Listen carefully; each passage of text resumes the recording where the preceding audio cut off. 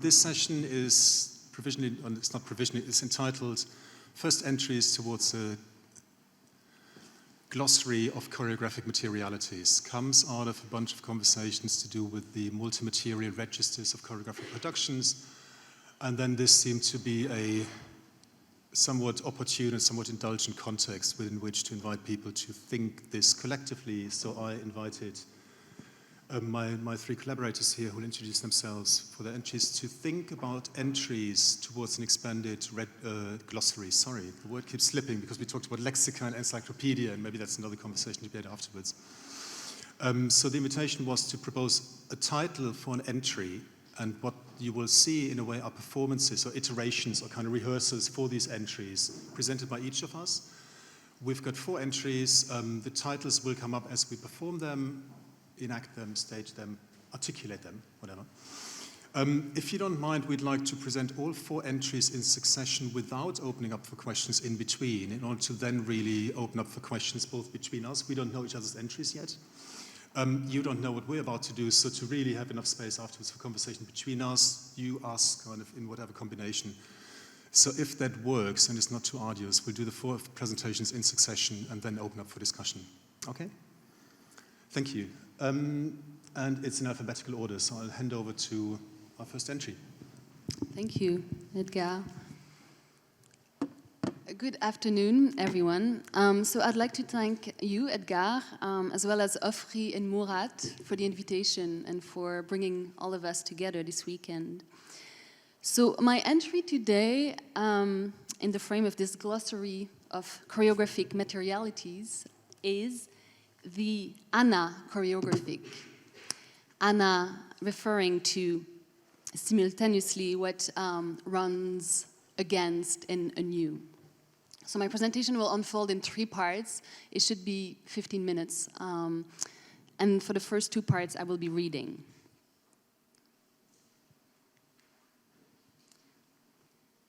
I would like to begin with the statement offered by our host, which frames our gathering on choreographic devices. Choreography is no longer simply the art of making dances. This, on the one hand, draws on or echoes an array of creative and critical practices that have, since the 1990s at the very least, moved resolutely beyond the disciplinary bonds of choreography. That is, these practices have engaged in gestures that are increasingly interdisciplinary, social, political, gestures that mix mediums, methods, knowledges, thematic concerns, and inquiries, and where dance emerges in and as an expanded field. So one could map these experiments in ways that echo and extend, otherwise, the boundless trajectories that have taken place across other artistic disciplines, such as cinema and sculpture, for instance. Interestingly, even though they might share a post-disciplinary condition, we might hear less often the idea that expanded cinema, for instance, is no longer simply the art of making films. As cinema moves outside the movie theater, it challenges a series of conventions, it invents new methodologies and modes of experiencing the moving image and sound. It broadens its social, political, epistemological reach, and yet all these gestures can still be seen in connection somehow to the very art of making films as it reinvents itself and what it can do across artistic, social, political arenas. For choreography to enter an expanded condition, however, it often seems that its tie to that of making dances must be untethered. So let me be clear, I'm not here to make a call for medium specificity. And yet, I wonder what might be gained and what might be glossed over when the choreographic bypasses the very materialities that are stored, sustained, and scored by dancing bodies. That is, those manifold techniques, affects, practices, methods, forces, conventions, choreographic devices indeed, that are exposed and reroute by countless dance practices and works. I wonder what the different choreographic turns that we've witnessed over the last few years in academia, as in art circuits, can teach us when emptied out of methodological and historical specificities. Or, to put it otherwise, I wonder if it's precisely because of this emptying out that we keep hearing here and there that the choreographic has yet to be properly theorized or deployed. No doubt one of the challenges that arises here lies in how to cultivate attention to those specificities in ways that don't reiterate the conservative gestures that once decried and keep on excluding some experiments as, for instance, non-dance. To be clear, this is most definitely not a call for gatekeeping or for reifying dance, but rather an invitation, which I hope can be both capacious and rigorous, to attend to those bodies, human and more than human, who are still dealing with the effects of choreography, living out in its wake, as it were. That is, the works, practices, lives, patterns that are entangled still with choreography, not as a peripheral art, but rather a somatopolitical discipline of knowledge, one that is complicit with, and indeed instrumental to, the operations of colonialism and capitalism. From there, we might advance that choreography was never simply about making dances, or that dancing was always that volatile complexity, perturbing what was contained by the choreographed.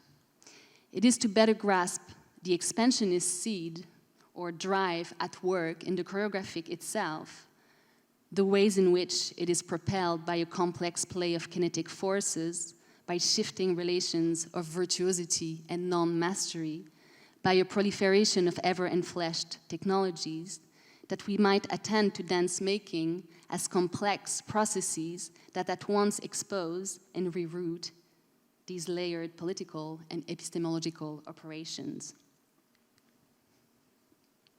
2. So the ana-choreographic is that which runs against the grain of choreography as a modern discipline or a somato-political field. It acknowledges choreography's propensity for expansion, the way it devours spaces, times, bodies.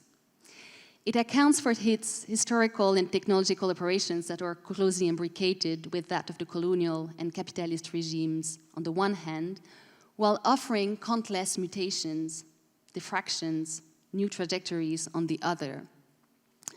What I call ana-choreographies, then, are minor and experimental gestures that reroute predictable, regulated, and essentialized choreographies through countless acts of resilience and defiance. Ana-choreographies disidentify from the choreographic norm, and as such they take place against themselves, persistently running back anew again. I'm interested in ways in which a string of contemporary works and practices take to task choreography's role and responsibility in disseminating and in occupying, in including and excluding, in making legible, differentiating, assigning, organizing, and accounting for bodies and practices across cultural contexts. Without fail, the dancing body can be grasped as the locus of a series of layered political operations. Within and across it take place the dance trafficking of somatic techniques, the training of desires, the division of labor, the charting of anatomies, the administrative norms, and performance conventions. From there, we might ask, how does choreography track, codify, naturalize not only bodies but movements, affects, desires around tightly defined vectors of gender, race, and class? How does it participate in an apparatus that keeps on recoiling dance's gestures to a heterosexual and ableist economy and to define identities and functions? Conversely, how can experimental gestures enable and proliferate manifold movements, affects, desires, or, thinking of André and Eric's conversation on Friday, instances of tenderness away from the grip of choreography? Tenderness here as both the subjective and fleshed condition of those of us pulverized and wounded by an array of contemporary violences, and the mode of collective sensuous attunement that enables our survival and thriving within and against such conditions. How then do those experimental gestures reclaim, re-energize, reinvent relations, sensorial transactions, modes of inhabiting, ways of feeling and of being together? How might they thwart the very attempts from the institution to pinpoint the dancer, to capture its movements, and to extract from it useful labor? It's not so much that those works and practices exist outside or in parallel to dominant cultural practices, rather that the forms, movements, and affects allow us to glimpse the constitutive and normative operations of subjection while offering some alternative technologies of moving, of belonging in space and time. So those ana-choreographies would then disidentify from the political coerciveness, that forces us to move and to rehearse and to reproduce the choreographic norm. What they offer then is a paradoxical cartography of dissident dances that are at once concrete and abstract. They escape without going anywhere and make manifest bodily forces without representing anyone. So these were my reading parts. For the last part, I want to present a work. I think it would be unfair for me to make a call for making dances and attending to making dances without going there myself. But perhaps also at the end we will have time to discuss some of the wonderful works that we've witnessed together, thinking of Vlatka on Friday and Ligno, of course, last night in Kion just now. So this is a work by choreographer K.G. Gutman that took place a few years ago, called Fear of Losing the Details. For that work, K.G., who's a Canadian choreographer,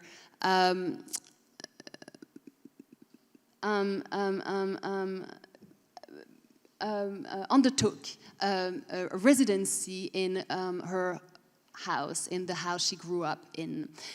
So KG is a choreographer, a dancer, and I'm interested also in the fact that just before doing this work, she let go of a structure of, she had a small company in Montreal. She also let go of a job in dance, and she moved back to where she grew up, which is in the suburbs of Toronto, North York. The working title of that piece was actually While My Parents Are in Florida, and actually her parents were away in Florida for the winter, a phenomenon that occurs in Canada, and at the end, when they were coming back, they were doing, I think, major renovations to the house. So KG had basically. She was able basically to disrupt the house. Although the contract that she had with her parents is that it wouldn't, whatever she was doing wouldn't draw attention from the neighbors, and also that she would not disrupt significantly, she would not damage the house itself. So she moved in, as it were, and spent 3 months there, mostly for the first 2 months doing what she calls domestic and historical research. So on the one hand, she was invested in going through this archive of home objects, but also doing research about the land on which her house was positioned. She opened the house to a performance a couple of times, so people were invited to gather in her living room or in her bedroom. In this image here, you can see that she had been studying a specific treaty that was written in the 19th century that determines the ways in which the land is to be partitioned, taken from indigenous populations and distributed, right, to the settlers. So KG, her work is organized a lot around questions of territoriality, right? She's interested in the ways in which choreography, you know, basically I want to say the kind of the ways in which both choreography and territoriality devise, partition, right, space in specific ways. Interested in the ways in which,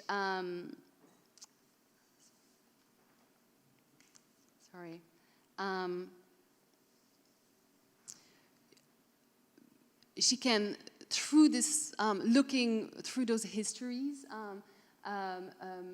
finding different modes of what she calls choreographic attunements and perhaps different modes of inhabiting a space as well. She's also interested in what she calls, sorry, I'm looking through my notes now, the impossibility to find a resolution through artistic practices, but she says this thing: the aim is to carry and articulate that very impossibility across the works and not to let it go. So I think there's something very important for us also in relation to this question of spectral infrastructure, or the kind of the unknowing, and how what we need to unknow in common. Yes, and maybe I'll just end here about returning to this question of the post-disciplinary condition, right? Or that would move through here perhaps a choreographic refusal, right? So it's only through a deep engagement, I will say, with specific histories, somatic practices, given techniques, right? That one can come to terms, perhaps, right? Or to produce different mode of inhabiting here, in this case. So that is my proposition. Thank you very much.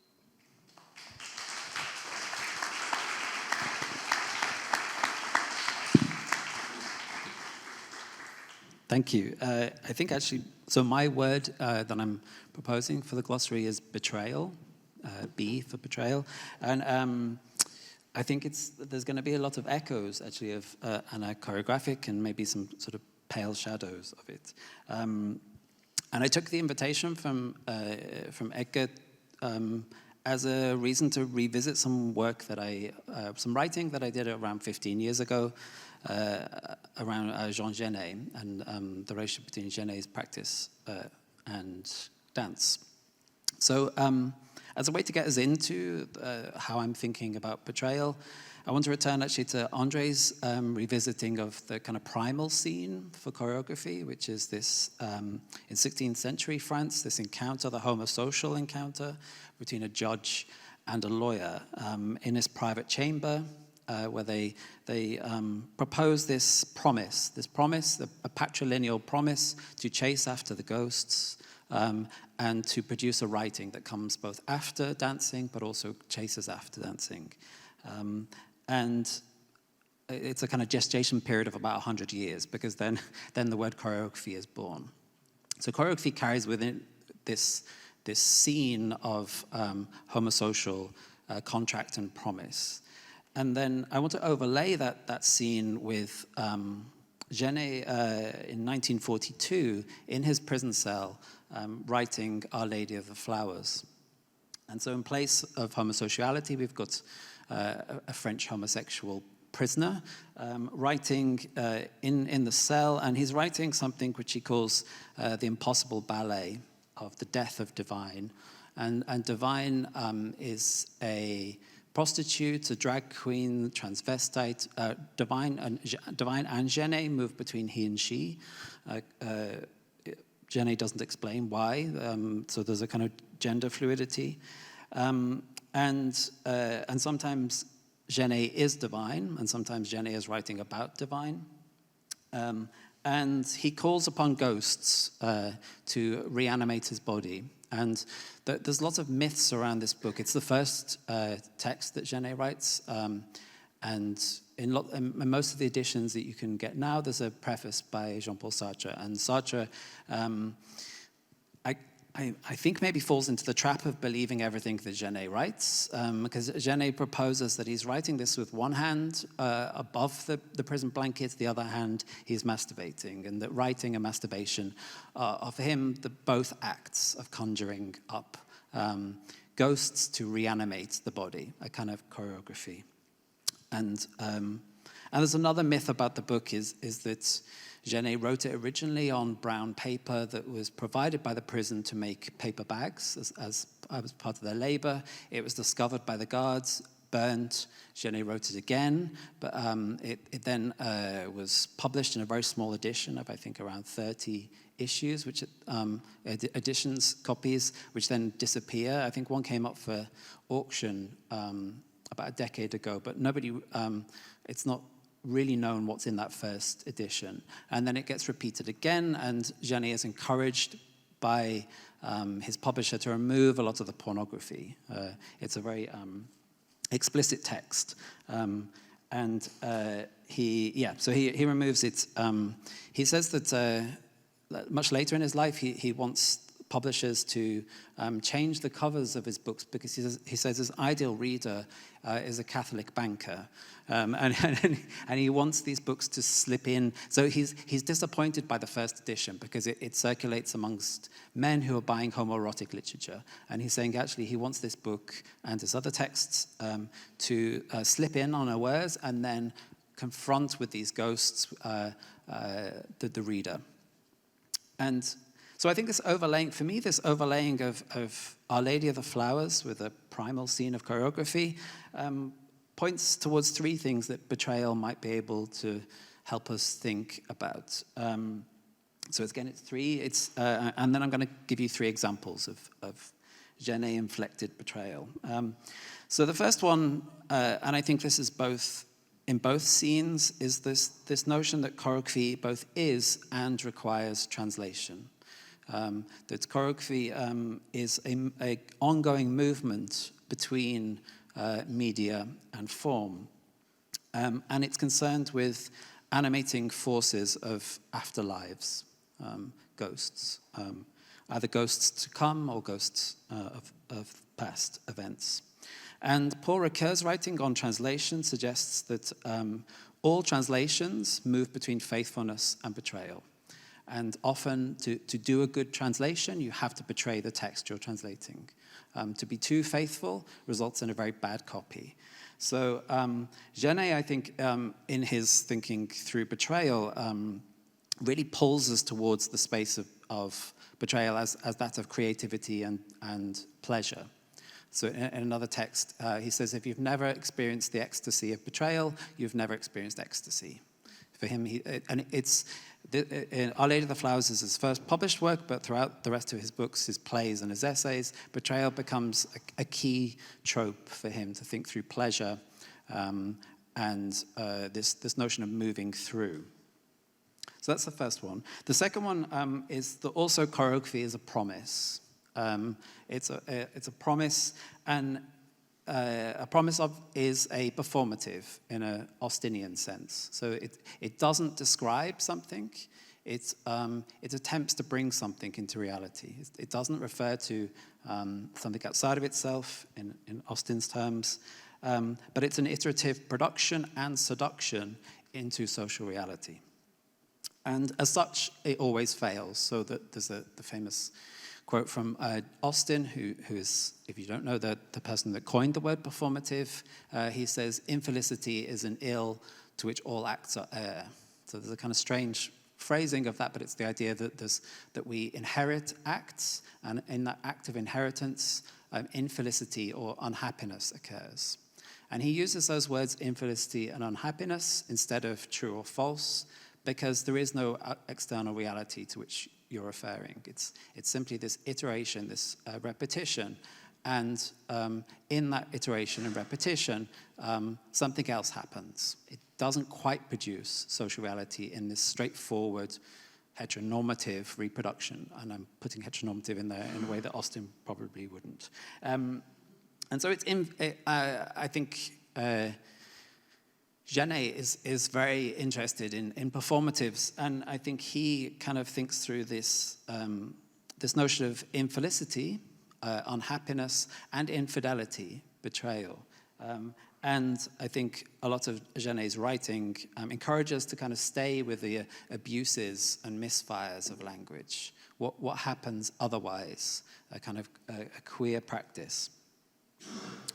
And then the third thing that I want to suggest is that this betrayal of choreography, that choreography cannot help but open up a space for betrayal and invite us into betrayal, is also akin to camp, in a Sontag sense, that camp has to have a relationship that is bound up in love, identification, and desire. You can't betray something unless you identify with it. It's not a distinct operational distance. It's not irony. It's not kitsch.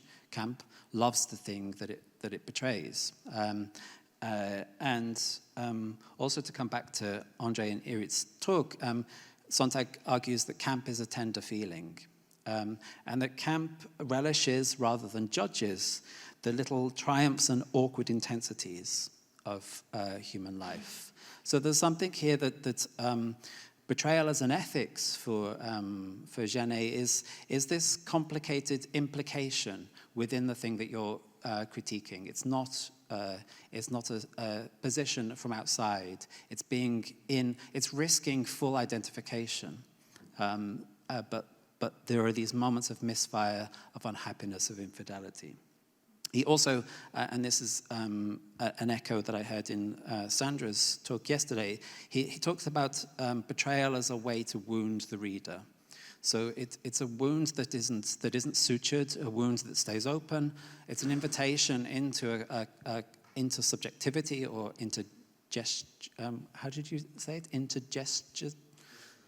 gesturality, yes, yes, yesterday.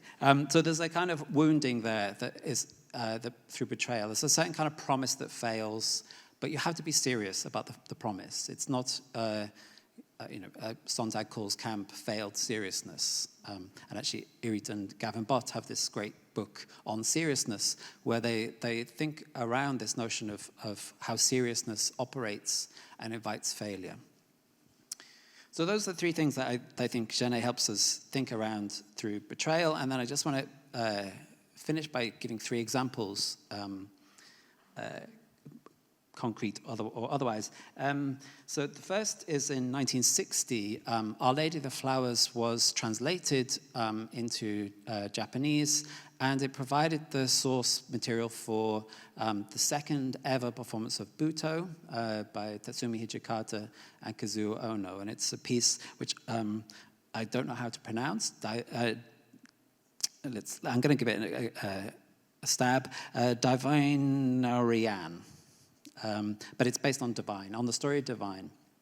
And Hijikata had read Genet and was interested precisely in Genet because by that point he was known as this avant-garde French writer who was interested in perpetual revolution, in a kind of transvaluation of dirt, of murder, of betrayal.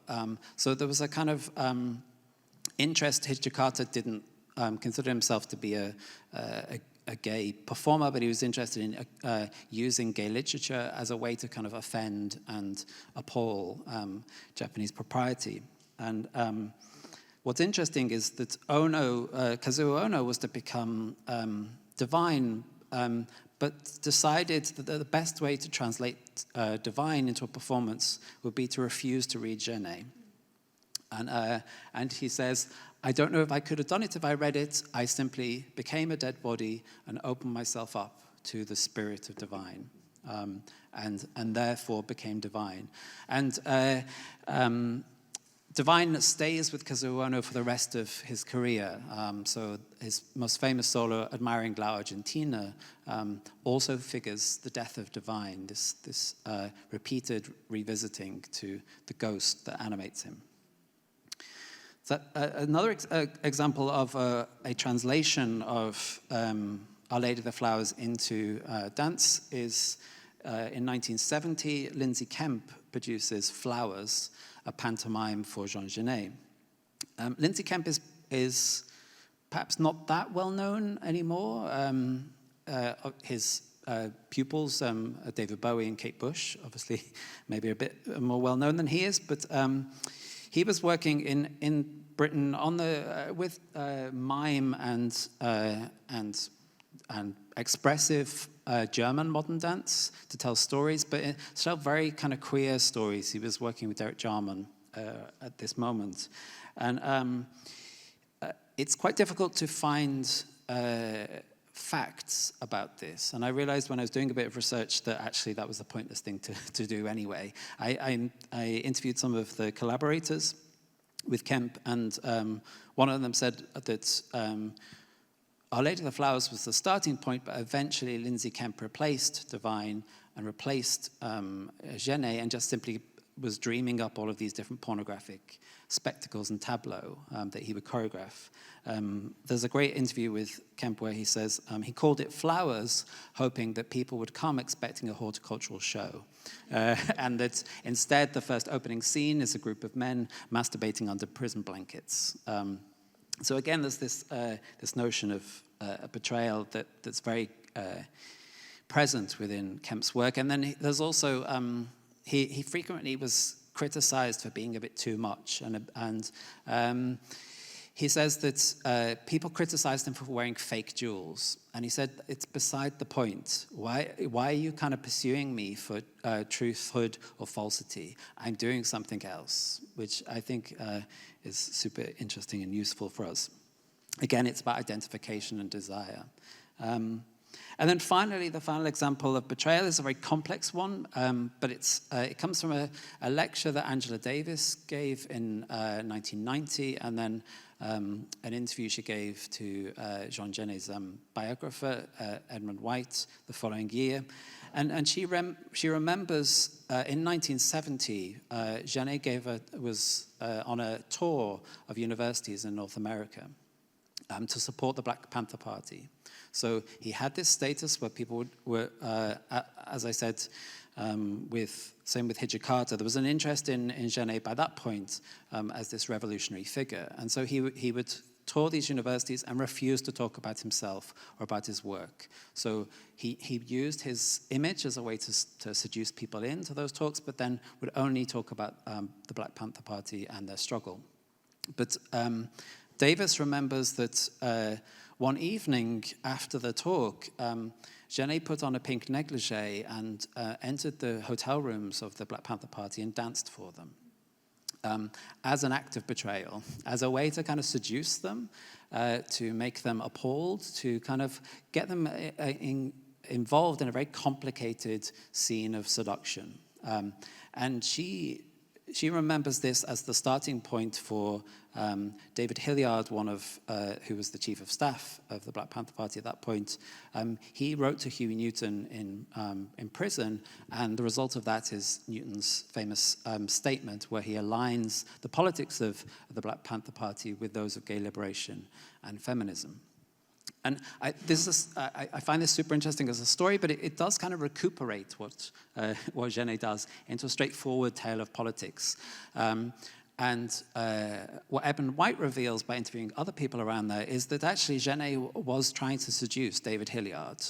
And he'd taken some barbiturates and was smoking and was kind of filleting a cigar and was asking David Hilliard to become his black father that he never had. So I want to finish with that because it's a complex scene of betrayal. Again, it insists that betrayal isn't a strategic position outside of the thing that you love. It's a complicated, entanglement, erotic entanglement with ghosts, with the promise of choreography. So yeah, I'll finish there and pass to you.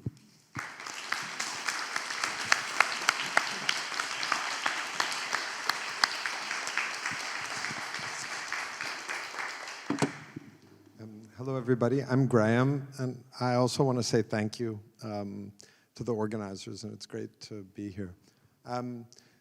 Inspired a little bit by Edgar's suggestion that these talks might actually slightly be performed, or that we might kind of experiment a little bit. Maybe we'll begin, because I have a painfully positivist, empirical talk that I'm going to do to you in just a moment, and show images and everything, but maybe so we don't go right to that first, maybe we try an experiment together to see if we can get the question in the room. And Patrick, maybe I will run the deck from back there. If you don't have to start it now, but in a second, I think I'll run it from there. So I'm going to sit, and my term is tracks. And here's what I propose we'll do. So let's just settle in for a second. And this is going to be mostly an exercise where we use our eyes for those who are sighted. And if there are among us any who are not, we'll ask you to play along in the space of imagination with this exercise. So with our heads facing basically as if our shoulders were headlights going forward, we'll take a couple of breaths, and eyes closed if you're willing, if you're comfortable. Do maybe just 2 or 3 breaths.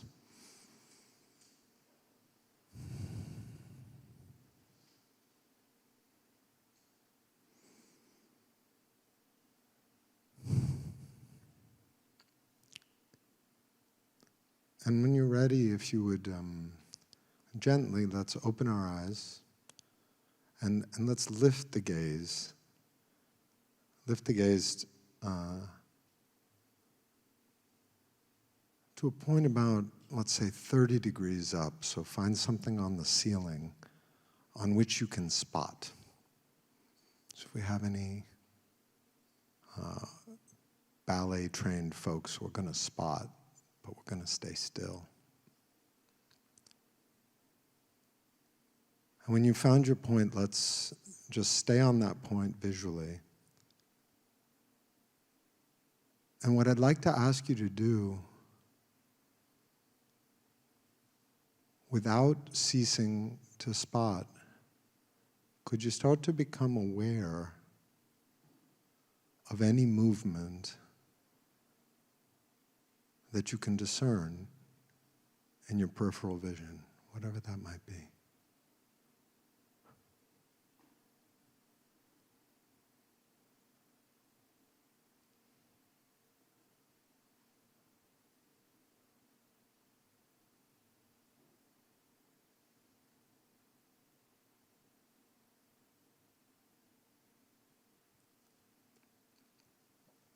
So again, just to be clear, don't stop spotting,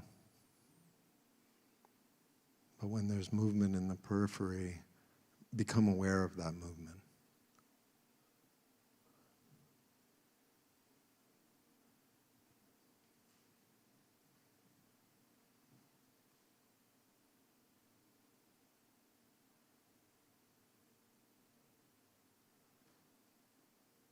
I'll do just another few seconds of this.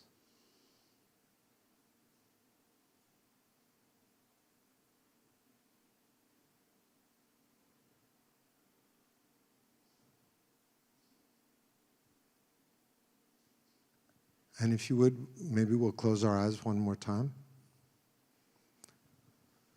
A couple of breaths, we're going to do one more thing.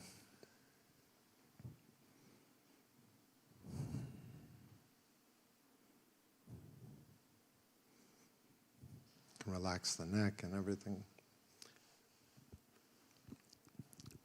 And we're basically going to do the same initial gestures. So in just a moment, we'll open our eyes again and find that same spot.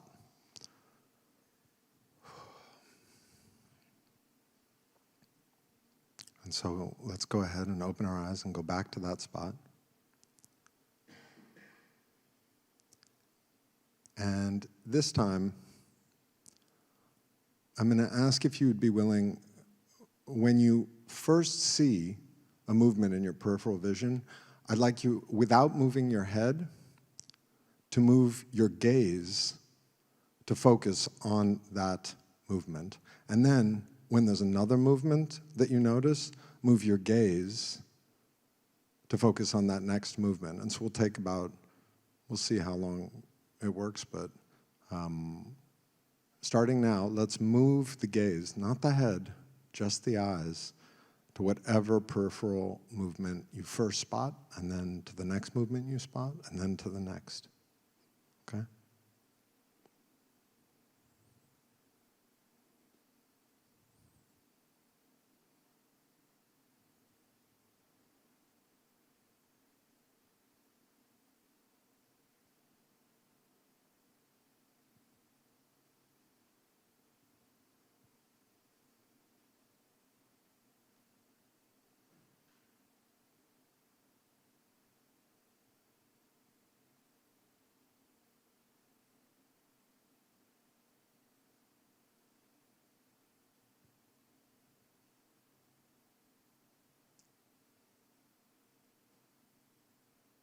Just another 5 or 10 seconds.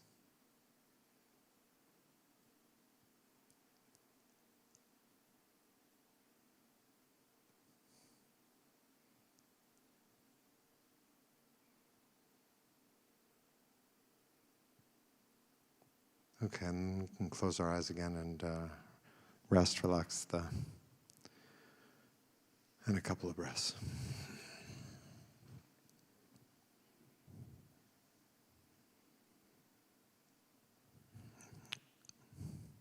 Okay, thank you. Thank you for that. Those two exercises are meant to heighten, just for all of us, two things that basically I think about a lot. So I'm a historian of science, and I'm finishing a book on attention. And what I'm going to talk about in just a moment is a section of that book that deals with the history of the scientific study of ocular attention. So basically, this is going to be the early history of eye tracking. So when I gave as my term for the choreographic tracks, there are so many things we could think about. So this is very provisional entry for a glossary of tracks. If we were going to talk about tracks in choreography, we would do a bookshelf. Obviously, old-fashioned history of dance history, kind of history of dance notation would be important. And for those of you who don't know, there's a book that's about to come out by a wonderful young historian of science, Whitney Lamely. Is Whitney known maybe to some of you? Whitney has just finished a PhD a couple of years ago now in history of science on dance notation. So, but moving into it much more from the perspective of the kind of history of technologies of inscription in late 19th century psychophysics and so forth, so a little different from a kind of dance history perspective. So she's revising the dissertation. Keep your eye out for that. I think it'll be great. I'm actually going to talk about the materialization of, in a sense, a still more evanescent or ethereal kind of movement that does have, there is a sort of oblique history of dancing with the eyes, which is pretty kind of cool, and I'm not going to try to talk about that now, but the forms of movement that can be expressive, people who are paralyzed, who can eventually extend a vast expressive range just by means of the movements of their eyes, as well as eyes dancing within more traditional dance forms. There'd be a lot to talk about there. I'm interested, in a sense, in a form of notation for that movement of the eye. And the punchline in this story is going to connect to our attention economy. So ultimately, the stakes of the kind of work that interests me most is, how did it come to happen that those tiny little movements that we made together just now, that now we move money with those little glances all the time. That's what moves money now. And whether that's because, this is the very latest of late-stage capitalism and it can't figure out how to monetize anything else other than our flashes of glances, I won't try to speak to that, but what we do know is that there's like a $12 trillion industry that is currently commodifying and financializing every one of those tiny saccades that you make. And your device is set up to optimize your gaze for the purpose of advertising, and the data that's collected about you is, in effect, gaze data, even if these devices don't currently literally track our eyes. But it is eye trackers that will be the materialization of the choreographic of the eye. That's what I'm going to do in a very boring way in just 1 second. Does that all kind of make sense? So maybe, if that's the case, we'll call up the first slide, Patrick. So as I say, I'm just going to kind of run through a chapter of the book manuscript, and I'm doing this one because it's the one that's freshest. I finished it about 2 weeks ago, so it's on my mind. Next slide. If you were walking down 125th Street in Manhattan, about 20 blocks down from where I live, in Harlem, in the summer of 1914, you might have seen this in the shop window.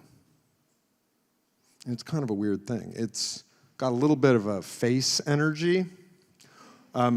Periodically, little shutters opened and closed, like eyelids over the eyes. It has this kind of nose thing and a mouth thing, and I don't know if you can make out. I'm not going to do like a sort of full semiotic analysis of this, and it's a bit pixelated, but that right there is a mini face of this, because there's not a little guy there of the big one. And if you were seduced by the blinking of those eyes and you walked up to get closer to it, what you realized was that you were looking at two magazine ads. There was a magazine ad on this side and a magazine ad on that side. And if you stayed for a minute and looked at the ads, it blinked again and new ads came up. New magazine ad, new magazine ad. May I have the next slide? This is what's going on behind that face. This was a scientific experiment by a PhD in psychology at Columbia named Edward Strong, who had installed this surveillance booth on 125th Street, and either he or one of his research assistants was sitting here behind the face. So A, in the middle there, is that nose, and it was in fact a double sheet of black cloth that you could see through if you were backstage in this little box, but there was enough light coming in from outside that the person in the box could see out, the person out could not see in. So it would be sort of a one-way mirror avant la lettre. And then these were the blinking eyes, left and right with the screens. And this is actually a ticker tape recorder with a super fast vibrating quill in a dish of mercury, the time read, next to the operator's platform. And this is a telegraph key. Why telegraph key? Will you, next slide if you would, Patrick. Okay, so here you are. You come up to the thing, you look for a second, and somebody behind you, through that nose, is watching your eyes and tapping that key to record the location of your gaze, right or left, in order to collect data about which of the advertisements held your attention for longer. This is like eye tracking, 101, we say, pre-everything. Eye tracking in the form of hidden guy looking at your eyes and trying to figure out where they're going, okay? I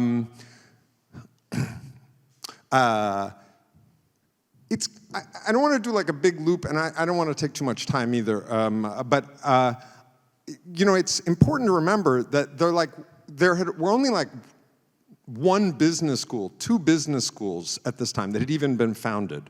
So you might look at this and say, oh, well, that's just like marketing research. That's not science. That's not especially interesting. There's all kinds of people who've studied marketing and publicity and advertising since forever. They work in business schools. They don't have anything to do with us. But in fact, there weren't business schools. This is kind of how it starts. Schools of commerce, a very late 19th, early 20th century phenomenon. Harvard Business School isn't even founded yet. And the very first people who get a bunch of those jobs are people with PhDs in psychology who were trained in the tradition of Wundtian psychophysics, comes out of Leipzig. They are laboratory-based experimental psychologists who are activating experiments very much like this, but pivoting them from laboratory spaces, which we aren't going to talk about a lot right now, where attention had been studied already for 70 years as a problem. And that's why I actually had us do that first exercise, which was kind of weird. I don't know whether you found that interesting, but remember when you were looking at one thing and becoming aware of stuff in your peripheral vision?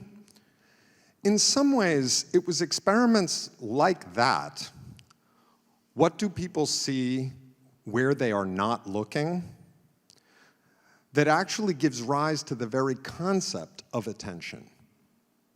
Because where you're looking is perception, right? We can study perception, right? I have you look here, you perceive this, you look over here, perceive that.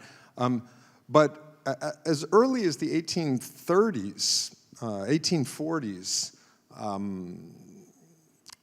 early experimentalists working on perception began to puzzle over a kind of conundrum of what kind of perception it was that was not simply what your eyeball was doing. Because you were definitely looking at the movement, weren't you? When you were looking at the ceiling but noticing the movement, you were seeing it somehow, but you weren't looking at it. So what was that? What part of your mind or brain or whatever was doing the looking in that corner that's not your eye? That difference between perception and this other weird thing is how attention is first theorized in the laboratory. Does that make sense? It's, there's a lot to say about that because it's an extremely peculiar feature of consciousness that we operate this way. Machines do not operate this way. Why we operate this way is like a fascinating problem for cognitive neuroscience type people. But you can prove that there is a part of our perception happening in that attentional vector, because if I set up an experiment that flashes something in a corner of your view, even if I have you foveate, meaning concentrate, as we did, we foveated on the ceiling, even if I had you foveate here, if I cue you to look over here and then flash a percept here, you will identify that percept, obviously, much more readily than you'll identify a percept in one of the quadrants I haven't cued you to. This is like what it is. It's a thing. You're actually looking over there, but what are you looking with? You're looking with your mind. And you can do the same thing in all of the sensory modalities. You can do the same thing with audition, amazingly enough. You can do the same thing with hapsis, incredibly enough, okay? So, all right, that's just a little sideline. Next slide, because what's going to interest me in this is how we get to this. This kind of thing you recognize. This is like a heat map of attention on a web page. Countless consultancies, corporations, tech companies will offer you these kinds of services on your multimedia platforms. You set people up using, may I have the next slide, please? This is a contemporary eye tracking technology. Have any of you ever used these? Anybody ever been hooked into one of these lab systems? Yeah, so Murad has maybe. They're pretty, I mean, they're really kind of amazingly cool. And I guess what's important to remember is that almost nothing, I shouldn't exaggerate. I was going to say almost nothing that you see in the world has not been road tested with this kind of stuff, but that's probably an exaggeration. Nevertheless, a lot of the stuff you see that counts, the stuff that matters, money-wise, has been road tested via these kinds of systems, where what this machine can do is actually see exactly where your foveation is moving on the screen. You look, and it can record where you've looked. So if you go back, maybe, Patrick, if you don't mind, to the previous slide, just so I can make sure everyone understands what this is. This is a composite image of eye tracking of multiple people. So you have 100 people eye track on the same website, and then you turn where they spent their time in the field into a heat map. So you can decide what data you want where on a page to optimize the conveyance of information or to optimize advertising dollars, obviously, because that's what's really at stake in the continuous micro-arbitraged auction of space in your devices or on the screens of the ones you don't have in your pocket. Can we just go back down one and then down another? Okay, so I'll talk for just another moment or two, although I love this stuff, so I'll talk as long as, until Edgar comes and pulls them. No, I'm kidding. This is just a Google Ngram search for the term attention value. The terms attention value together from 1800 to 2000. And attention and value are both nouns in English. So that's a neologism. It's a peculiar coinage when you have a noun and a noun together and you make them into a new term. So what's really interesting to me is that right about the time that we're talking, from the image I just showed you, the idea of attention value as a thing explodes in English. And it peaks right about the time of the crash on Wall Street, a little bit after. We could talk about why that is, and we could also talk about how, even as the significance of the notion of money-valued attention, the significance of commodified attention explodes, the term disappears. And historians love moments like this. It's a little bit like, you should go and do the Ngram search for electronic computer. Electronic computer. If you do that, same exact thing. It peaks like crazy in 1964. So like, if a Martian were looking at that Ngram search, he's like, these people had electronic computers in 1964. Isn't that interesting? And then it seems like they just disappear because they stop using the term electronic computer completely. But of course, we know that's not what happened, right? We all have electronic computers like now, like all over our bodies, including inside. And, but we don't say that anymore. We don't say electronic computer, we just say computer. And I would argue that what you're seeing here is the same thing that happens. Attention value is like a new weird idea, and people use it for a while, and then attention as value is all that's left. A concept of sort of non-financialized attention is effectively erased. And all use of the term attention in a kind of twisted way becomes effectively a capitalist commodity. That's like the polemical claim I would leave you with, but at least be worried, is what I would say. What other kinds of attention are there except the kinds that can be valued in money terms? A good question. Next slide, and I'll run through these last things. So I'm going to now basically just do a little technological genealogy of how that sort of degree zero of eye tracking comes to be materialized, inscribed. Because what we saw there with Mr. Strong, there was no way of inscribing that. That was just a guy looking at eyes, being like looking right, looking left, looking left. No inscription, no direct inscription. This is a step further along in the process. This is called the Purdue eye camera. It was developed in the early 1930s by a guy named James Carlake. What's happening here is that you have a subject who's reading a magazine. There is a half-silvered piece of glass in front of him.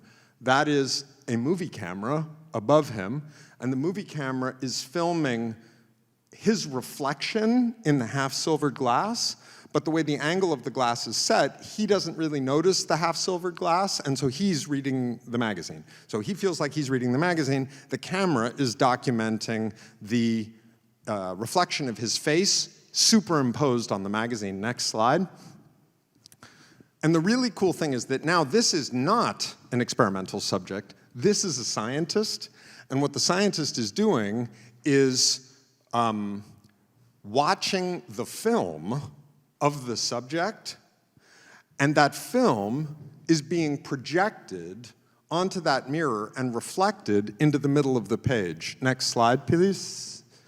So here is the reflection of the eyes of that subject on a little screen in the middle of the page he was reading, and so the scientist looks at that and basically does the same sort of thing that you were doing before. That is, he was looking upper right-hand corner. He was looking lower here. He's looking basically right over there. That was the best you could do. But they put thousands and thousands of people through looking at magazine ads, recording this kind of stuff in order to keep track of where their eyes went.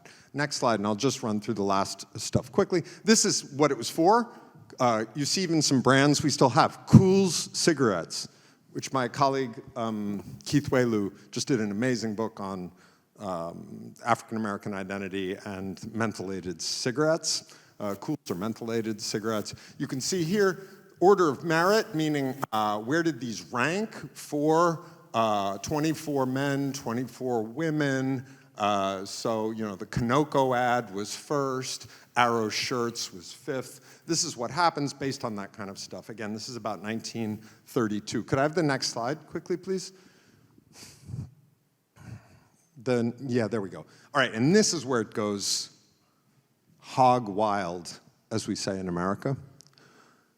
This is really the first eye tracker that uses corneal reflection.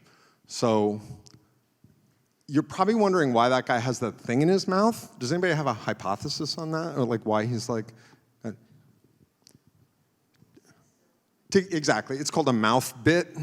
And this was the primary way that they kept the head still during these kinds of exercises. You bit down on a bit. And 24 is two bright lights, left and right, shining obliquely at the subject's eyes. The reflection off of his cornea comes down into this box where there's a pair of movie cameras, and those movie cameras are recording the light bouncing off of his eye. And in the next image, I'll show you how you translate. This looks very complicated, but it actually isn't.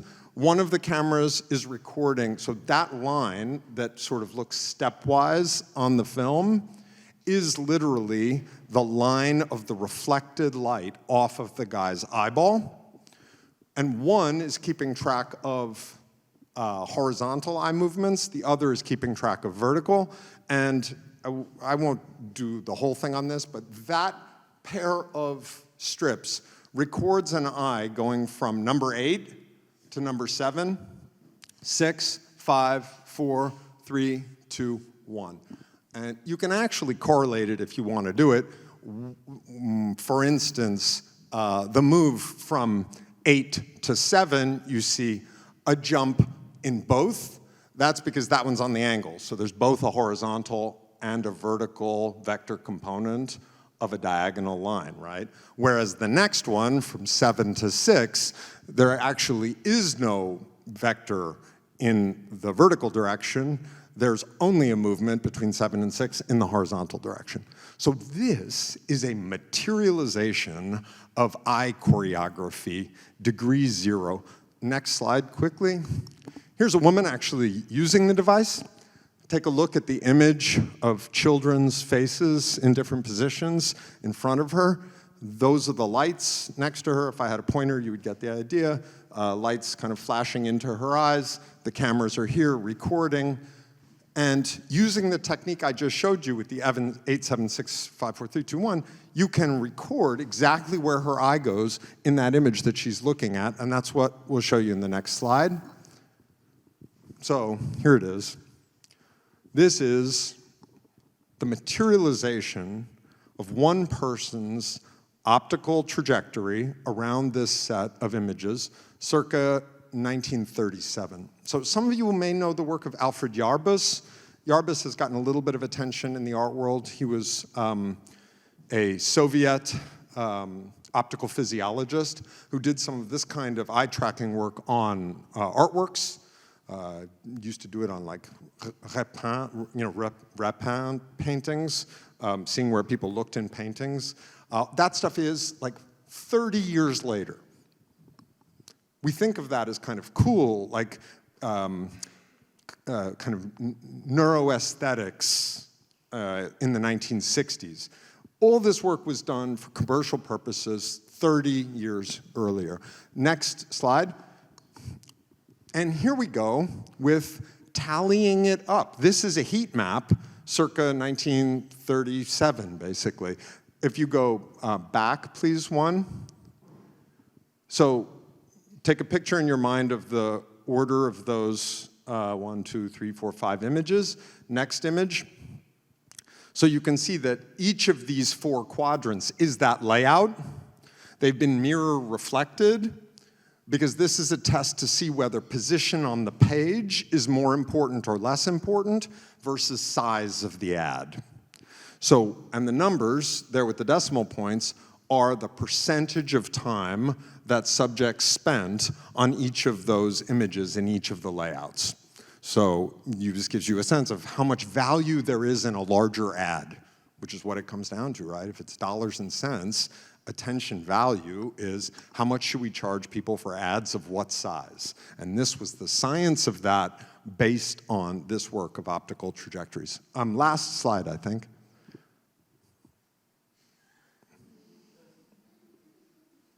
How about that, though? This one still gives me goosebumps. When I found this, I was like, get out of town. So this is an ad, obviously, from 1940. Turns out it was reprinted all over the United States. Here's an image of what was called the Brandt eye camera. I didn't say who developed this thing, a guy named Herman Francis Brandt, who was also, did I make this clear? These people were all PhDs in psychology. This is a story of the unholy marriage between laboratory psychology and the kind of emergent advertising industry of the consumer capitalist explosion in the United States in the kind of early 20th century, first half of the 20th century. So here's we've got this amazing eye camera thing. See our display of the Brandt eye camera at Walnut Street in our shop window. So a retailer in Iowa, in Des Moines, had one of these things in the window, had 100 women ogle this dude, and then actually quantify both the amount of time that was spent on each part of his anatomy And you'd think somebody out there thinks this is like a parafiction right now, that I'm like made this up as like a kind of a, maybe somebody thinks, because sometimes I think I made it up, but I really didn't. This is just out there. It's like a step chart, like you would have seen in like a social dancing diagram, exactly how her eye moved around him. And then these little breakouts summarize how much time 100 women spent there. Their eyes made 3 trips over him in 16.15 seconds. And they primarily, according to this ad, spent their time, interestingly, I'll leave you to judge whether this could be possibly correct, on his tie and his collar and his handkerchief. Although a bit of time on the hat, too, it appears. But this is an ad. I mean, so, right? I mean, do we believe those guys at this point? I'm not sure we do. But at any rate, that's what they wanted you to think you needed to focus on, because that's where the eyes were going. Okay, so I'm done, basically. But what I kind of want to leave you with in your heads is just this idea that there is an ocular choreography. There's an optical movement all the time. That is an exceedingly ethereal form of movement that is partially choreographed by others and partially choreographed by us. That the work of getting it choreographed by others has been a significant feature of the 20th century commodification of our attention, and that it was materialized via these early eye cameras in real ways that have had enormous implications for the world in which we now live. Thank you very much.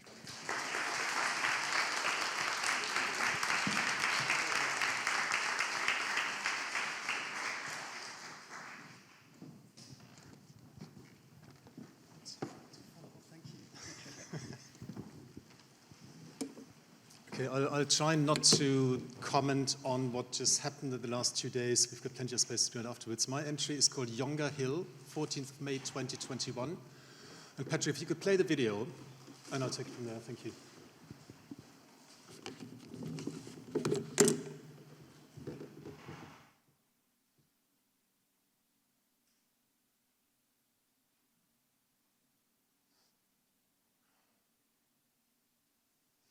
Thank you.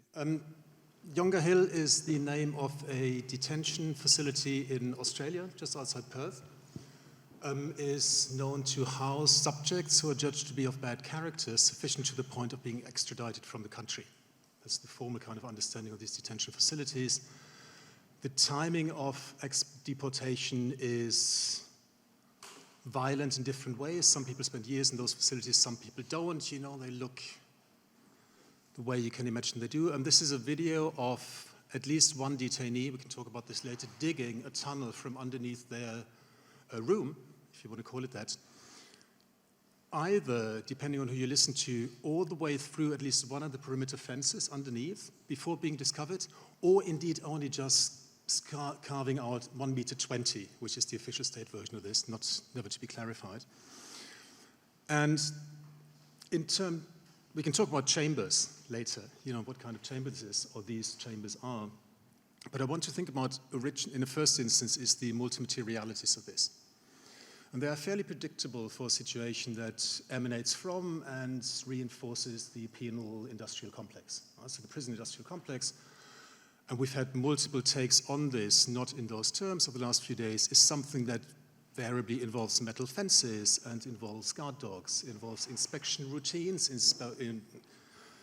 involves, what else, kind of carpet tiles that can be moved aside to discover an opening and can be put back in place to not disclose an opening that may or may not survive the inspection regimes. It involves perimeter fences, involves seemingly benign-looking forms of housing that are both economical and vaguely off-putting. It involves the kind of collectivization of a whole bunch of people. It involves the legal, judicial, and policing efforts to constitute such a thing as bad character, which conditions or creates the preconditions for the deportation on the grounds of bad character. It also involves then, on the other side of that, the crawl space underneath these bungalows. That was a very useful component for the excavation because it saved some of the actual physical labor in getting started. It involves the light from a phone that you see in this clip. It involves at least 2 bodies that mutually support each other in carving this out. It also involves what you saw in the background, which is probably a carving, digging device of sorts, manufactured from something like a fork and probably 2 socks, right? It involves a whole bunch of soil. It involves a lot of air that's being displaced, and it involves these materials in different moments of mobilization and acceleration. Things that are meant to be immobile, the soil underneath these cabins becomes mobilized in certain kind of ways, but also disguised and undisclosed. And arguably, this is a form of immobilization, mobilization, or something at the intersection of those two that, in one sense, seems to be premised on the idea of finding a way out. That's the kind of our kind of residual understanding. Actually, there's 2 types of tunnels, but for the ones that try to get out of buildings, normally the understood implication is that the main ambition, the main horizon of this is the outside. It's to get through kind of out of that building, through the perimeter fences, into an outside that somehow is meant to be more desirable than the inside, right? So it's the kind of course, for somebody who's being deported on grounds of bad character, which normally means some nebulous kind of criminality, and is very often kind of very specifically profiled, it's not really a matter of getting out, it's a matter of staying in. Right? It's a matter of staying in that place where you were before you were detained in this facility, which is your way out of the country. So the distribution as to what getting out and staying in is, and how that operates as a form of space, you know, what it does to notions of borders. We had Sarah Keenan and somebody will talk about this. So the border, or the kind of perimeter to be breached, is not really a location. It's a matter of reorganizing, you know, belongings or forms of circulation. And we can, I mean, I could talk about this for a long time. I could make a really detailed inventory of the various, etc. I could talk to you about the Refugee Action Coalition, who kind of gave me the video. I could talk about the conversations, kind of somewhat lopsided and flat-footed we had, about what it would mean to bring this to here. But what interests me more,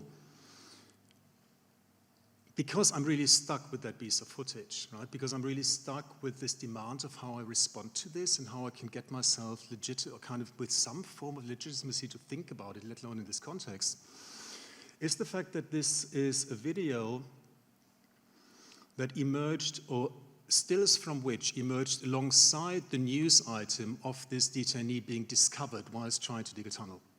Right, so the news item that hit The Guardian and various international news outfits, and the news was kind of coincided in time with the Refugee Action Coalition releasing the video and additional footage in relationship to this.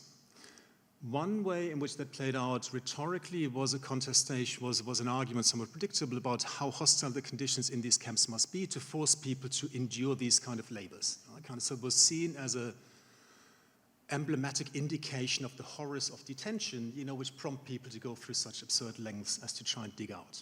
Right? So that's one kind of narrative.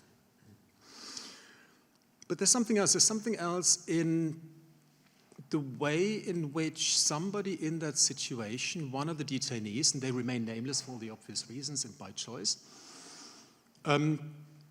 there's at least 3 bodies in there with machines, right? There's somebody filming the other guy whose phone gives the lie to the 3rd guy, they're all male by nature of that facility, who kind of has just stopped digging, right? So there's already a kind of imaging regime, and one of these people then decides to release that video to the outside world, hands it over, not really as proof of an achievement because it doesn't measure the depth of the tunnel, nor really as a kind of, it remains unclear as to why.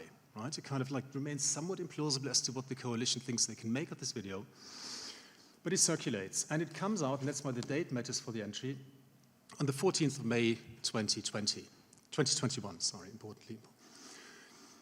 And that's a moment that's about a year and a bit, depending on where on the planet you were at that time. So a year and a bit since from the initial lockdown response to the proliferation of the virus, which Andre, I think rightly, and in significant understatement, called a suspension of habits on Friday night, and I want to come back to that.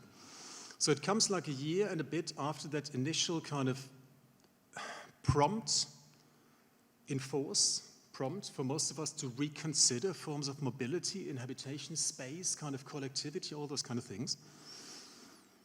And it comes a year and a month just under, actually it's pretty much, it's just under a year after the 25th of May 2020, which of course is George Floyd's murder, and the kind of other suspension of habits, a kind of like, which I think prompted some of the conversations on Friday already. So a moment where, again, in very different ways, spacing, kind of like distance between people, kind of inhabitation of public space was very, very quickly reconfigured on a kind of unprecedented scale. I mean, depending on where you are in that conversation, but I remember talking to a lot of colleagues in the States and friends who said, this is unprecedented. You know, even in the late 60s, it didn't happen quite like this. So the idea of a social movement that erupts in contestation, you know, against, in that case, of course, against sustained systemic racist police violence, and not directly in dialogue with the pandemic, but of course in multiple correlations with the new spaces of the pandemic.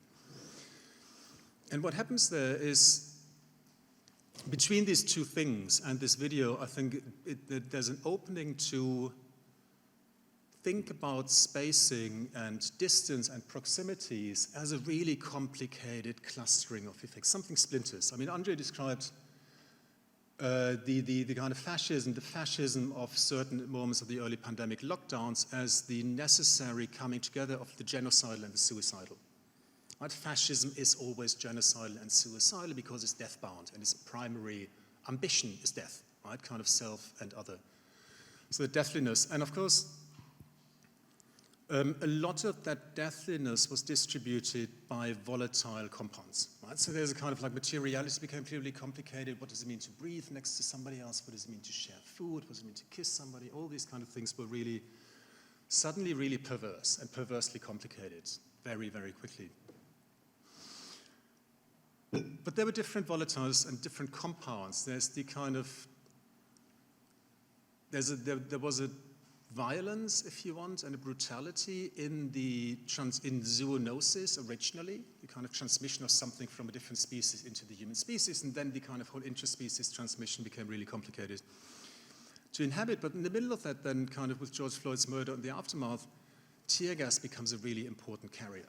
You know, but one that produces different kind of spatialities. So suddenly kind of like, where in a way proximity becomes available again, it's dispersed by tear gas and police batons and so forth. So it's a really complicated moment when you think about the materialities through which spacing and togetherness or apartness becomes renegotiated and contested in many different ways. And I wanted to, we can talk later maybe about different forms of protest and the kind of people in cars in Rio de Janeiro versus this, but there's something that is, for a brief moment in time at that point, remained really unresolved and was really complicated, and also to some extent up for grabs. You know, people made their own decisions about how to engage with each other in these kind of forms of protest. And I wanted to remember that and in a way kind of hold on to this as a moment of multiple suspensions of habits. All kinds of habits were suspended and kind of started intersecting in complicated kind of ways. One of the things I always come back to when I think about ways out, and I think about movement and the impossibility of movement or different types of movement. I think we've had quite a lot of that last couple of days, microscopic, macroscopic, kind of visible, invisible, tracking, you know, technologies, infrastructures, the conceptualized movement. I mean, one of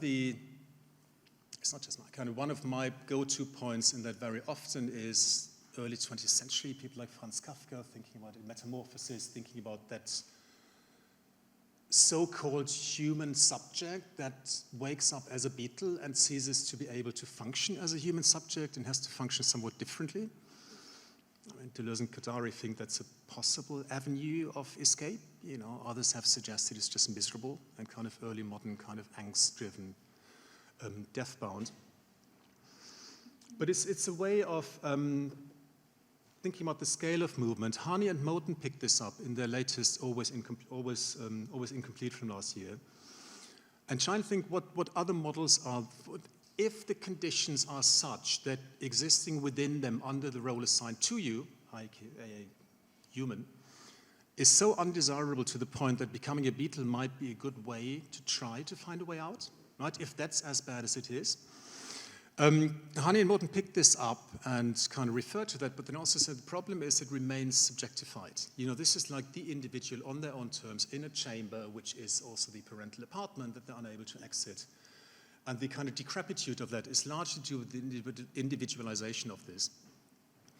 And Hani and Morton, I'm just borrowing this, invoke a film called The Watermelon Man from 1970, with a character called Jeff Gerber, who's a white suburban salesman who wakes up black and has to work out how to now function. You know, kind of being excluded from his kind of semi-race or kind of explicitly racist white American suburban context, and becomes a black subject. You know, they describe this as a matter of passing, finding ways through. The Black Panthers kind of appear somewhere in the background. You know, what does it mean to kind of inhabit that space that isn't really yours, that you don't belong in?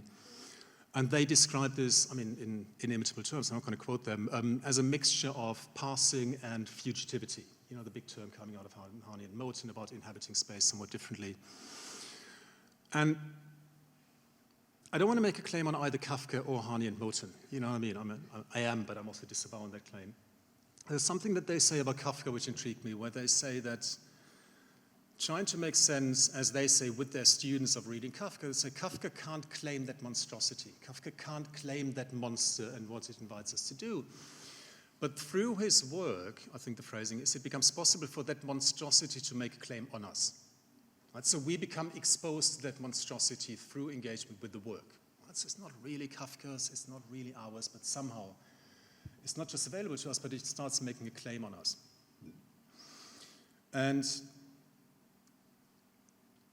with this claim and the other claim, I'm compelled to think back to this video from earlier and just really think about what that signals or what it allows for, right? If we kind of like exit the narrative by which this is, and we had this around, in some of the conversations, both around the victims of border control and kind of genocidal kind of European border policing, but also around the very legal status of refugees as victims and so forth. There's something in the release of this video's image material that is unapologetically and somewhat emphatically, I would even say in a celebratory kind of way, an image of labor forms, of resilience, of organizational capacity, of the ability to just about almost pull this off, and the insistence that that is something that needs to be articulated and shared. Right? The only reason why this video is out there, kind of before I got it, is because it needs to stand in for something that is not measurable against the exit of the tunnel. Right? There needs to be something in this, a consistency, an affordance, a possibility, an ambition, a horizon that isn't resolved in the did they or did they not make it out.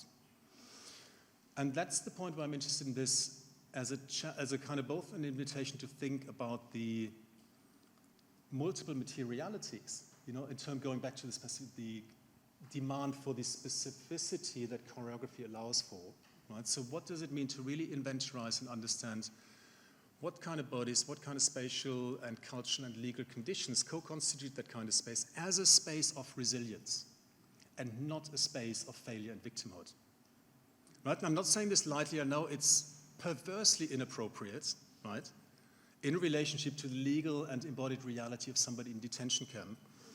But I also think it would be equally perversely inappropriate to presume that these are images that want to be read as images of impossibility, right?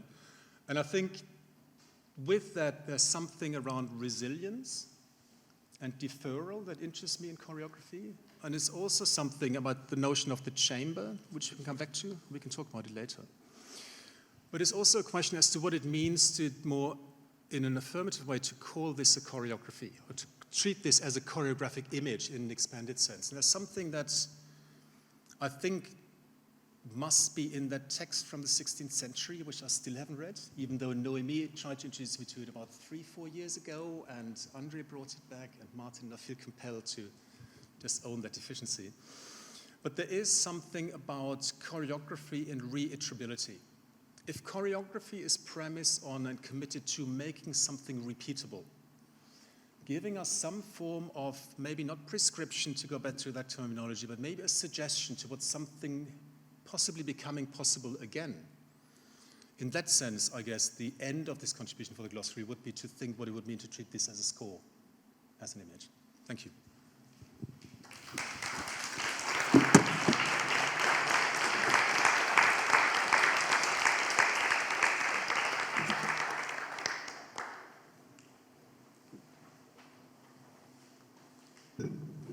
We can start here, we can open it out. There's mics in the room, we've got 2 mics here.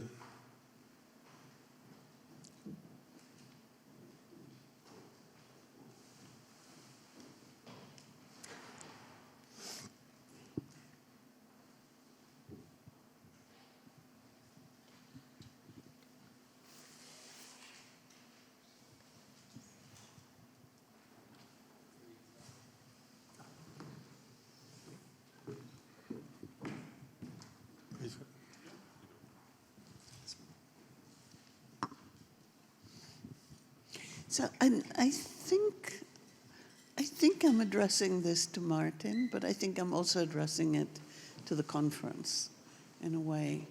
The entry point is the concept of betrayal, which I'm also very drawn to in a different way. As that which allows you not to be held, to be captured by the very thing that claims to sustain you, right? The ideology, the structure, the mechanisms. And it only occurred to me, listening to Edgar speak from an entry point of real incarceration, rather than ideological captivity or psychological captivity, of thinking about betrayal as a choreographic form, of thinking of it and trying to understand if betrayal, if the kind of dodging of things that is betrayal is a choreographic form, what is its relation to being scripted, unscripted, right? The sort of, it can't sustain complete scription, and it can't sustain complete unscription, or whatever the word is, right? Spontaneity. And so I was wondering how we might make those two.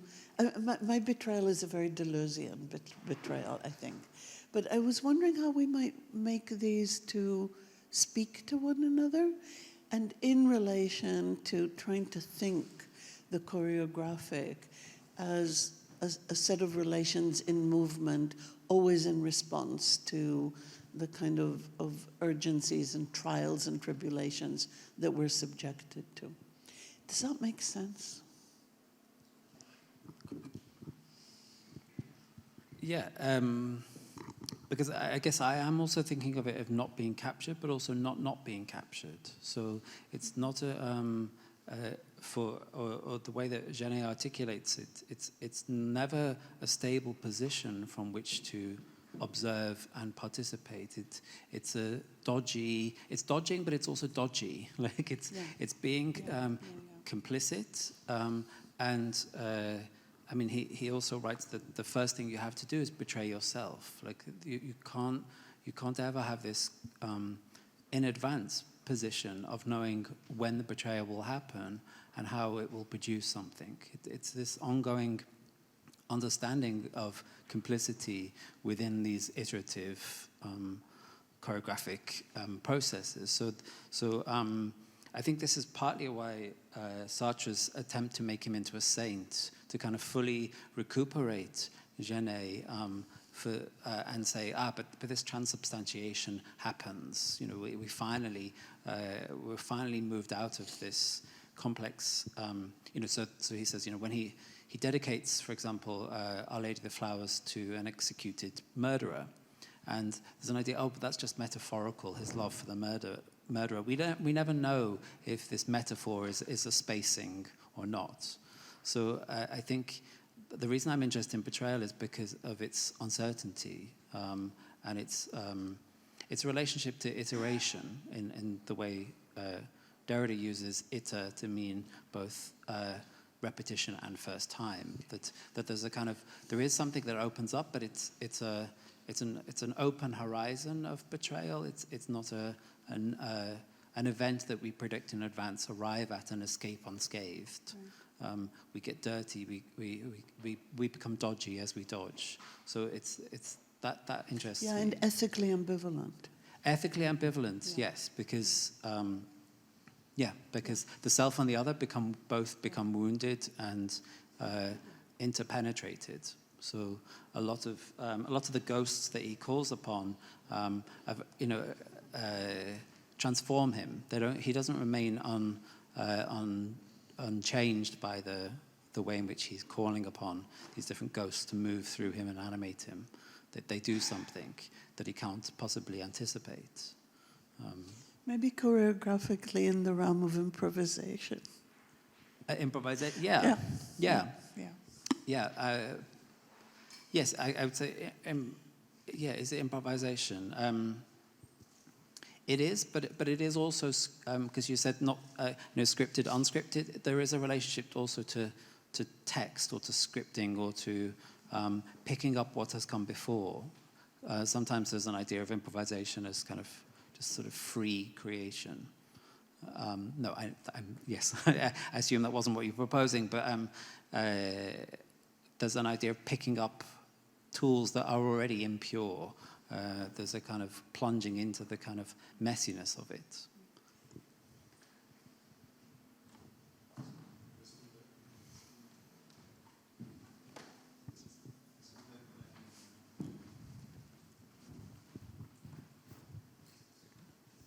Thanks. Thank you. Question is, I think, primarily maybe for Graham, but also building on that opening's really sentence about that choreography is no longer simply art of making dance.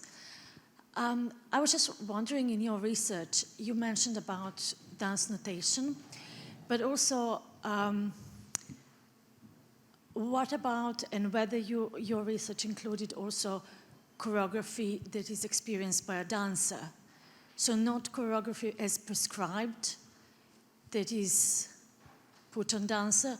I mean, there is something, why I'm mentioning that, because there is something that William Forsythe is talking about, which he terms disfocus. So it's not a different focus, but it's a action he claims discovered in his dances that is kind of attention away from the center of focus. Mm-hmm. So it's just something about, so is there a choreography that kind of it just made me think while you were talking about all of that. So it's just one of those boring non-question comment. Let me make sure I have understood. I take the question to come back to the question of dance, where I should be very clear. I'm not at all expert, just to be sure we're all clear on that. And to ask, in a sense, a perspectival question.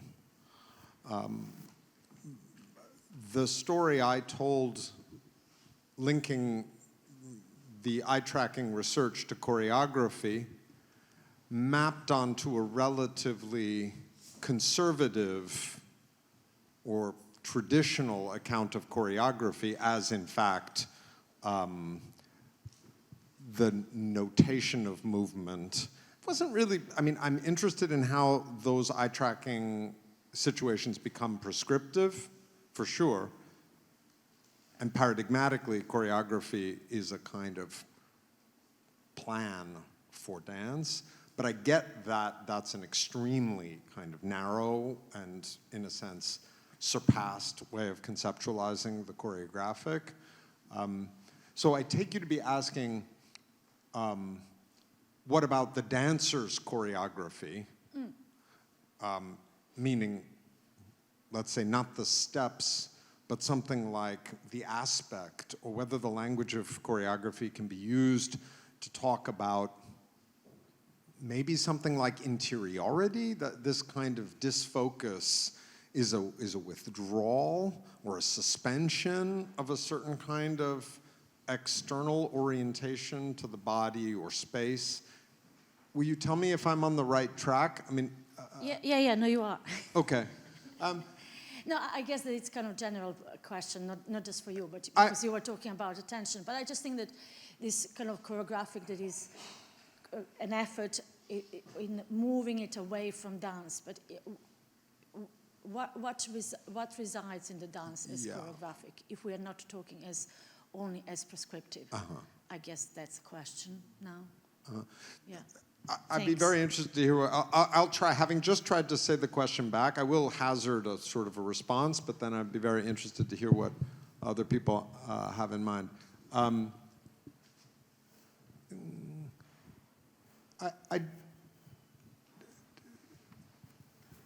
The two exercises that we did prized apart two different modes of choreography.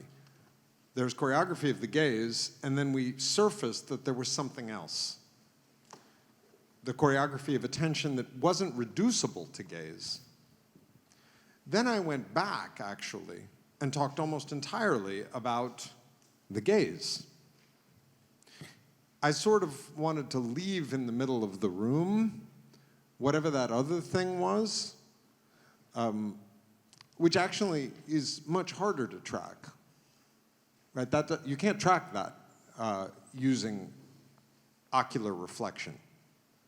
When you were following movement in the room without moving your eyes, an eye tracker won't know about that, which is kind of amazing, actually. There's something kind of unseeable still, although with fMRI, it's entirely possible that we'll be able to scan in real time, sections of the visual cortex and know stuff about where that cognition is going in the visual field.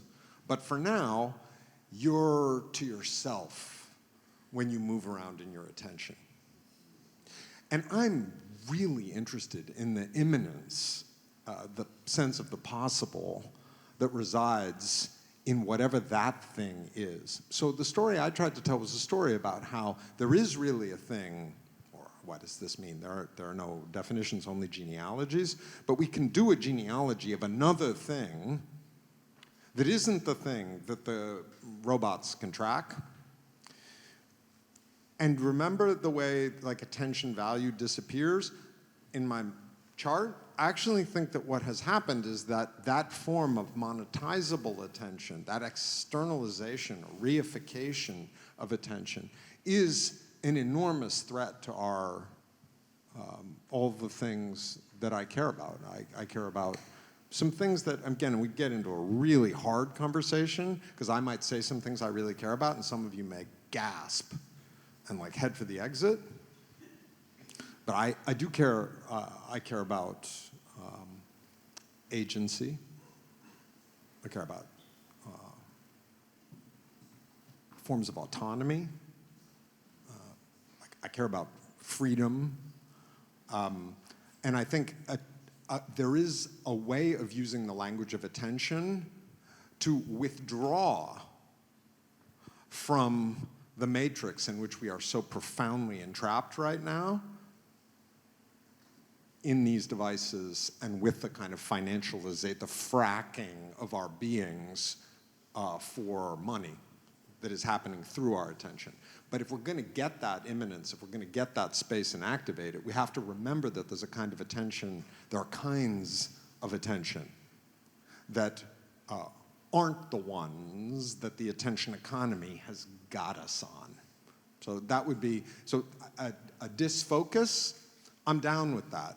A language of suspension, fine. Some people may choose a language of a kind of purity of attention, Julia Bell kind of stuff.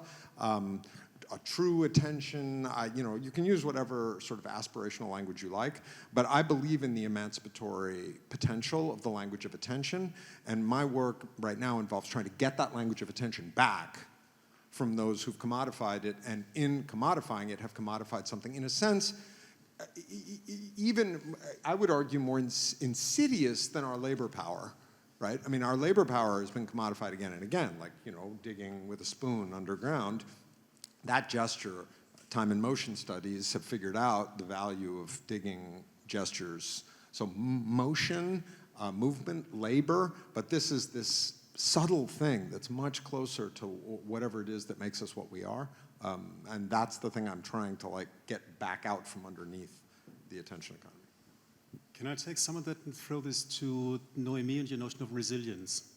Because I think that helps us somewhere in this, because as far as I remember in your talk, you brought this up as something becoming available, kind of coercive and supportive, you know, in that intersection of training regimes, demands, kind of expectations, and the kind of reiteration of that, you know, in the slippage between dancer, form, embodiment, and so on.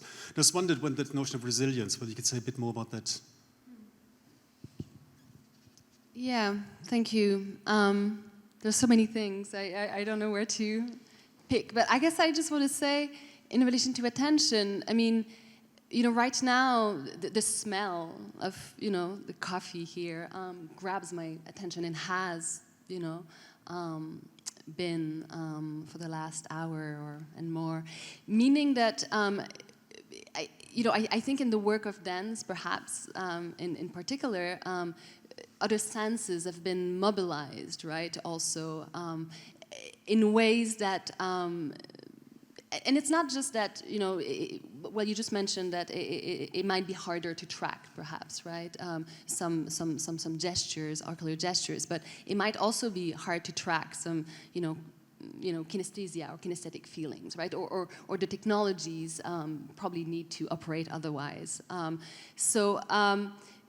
You know, the definition you gave of choreography, I think, is actually quite compelling or, you know, accurate. But I guess we might also want to look. I mean, you know, for one thing, I guess I care about the work of art. You know, I care about the work of dancers, and I think just here, I mean, today, you know, thinking of the work of Keon, you know, in the ways in which they were able to point to.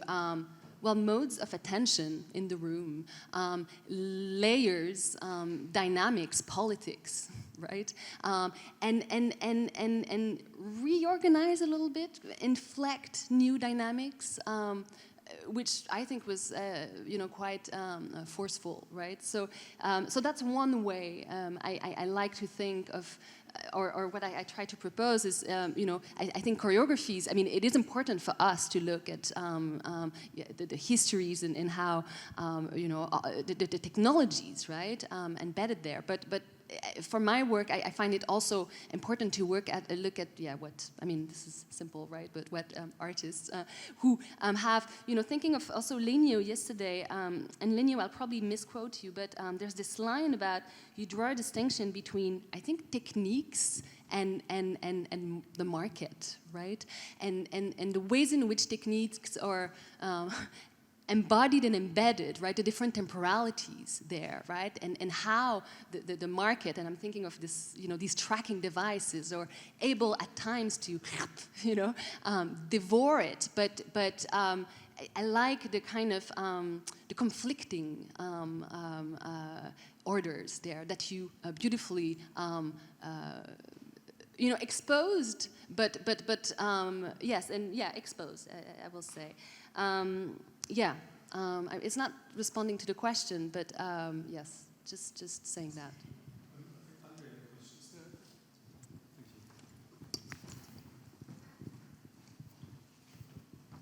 Thank you. I'm not so sure. I don't have a question. I have I don't have a reflection either. I have a refraction and maybe some echoing. First of all, to thank for the four of you for each one of the interventions. I cannot smell the coffee, but I can certainly see the diagram that Keon left there as both tracking something, a gesture that happened, but also full of potential for some kind of repetition or return for this collective composition. And I have the impression that it is somewhere between support and coercion that the choreographic dilemma keeps operating. And the figure of the dancer, to use that word agency, seems to be the one that navigates this conundrum. You know, is it support for the form of the artwork that needs to come, or I'm being coerced to do this labor or not? So I wanted to say that. The other thing I wanted to say in relationship to the chamber and death is that I don't think necessarily just something that fascism is not necessarily about death, but it's about killing. And there's a difference, there's a substantial difference between one and the other. So the killing of the other and the killing of myself. So that's the other thing. About insects, I think also that Kafka is fine, but maybe UNESCO should be invoked for this moment, and especially rhinoceros. I don't know what happened in the United States or in Brazil, but there's this line in Rhinoceros in which one of the characters is saying, you know, of course, Rhinoceros is about becoming fascists, right? Like all of these people become these beasts that destroy everything, right? And a character says, they sound so beautifully. So there's a kind of, and all of a sudden you start seeing this expansion of attention of a certain kind of sound that is horrendous and murderous, that all of a sudden becomes a kind of inescapable soundscape that family members start to repeat. And that's, for me, like the beautiful transgression of Genet and the beautiful transgression of Buteau is actually to reveal that horror in which all of a sudden people like you and I become seduced by the sound or the lyric of fascism and falls into that. So I wanted to say these things just to indicate that each one of your talks, but also Kayon's work, talked about the possibility of escape all the time and to create other songs and other sounds out of the choreographic. And that's something that I want to be thankful for, especially with this. This is also like a record. I think we just should play it. I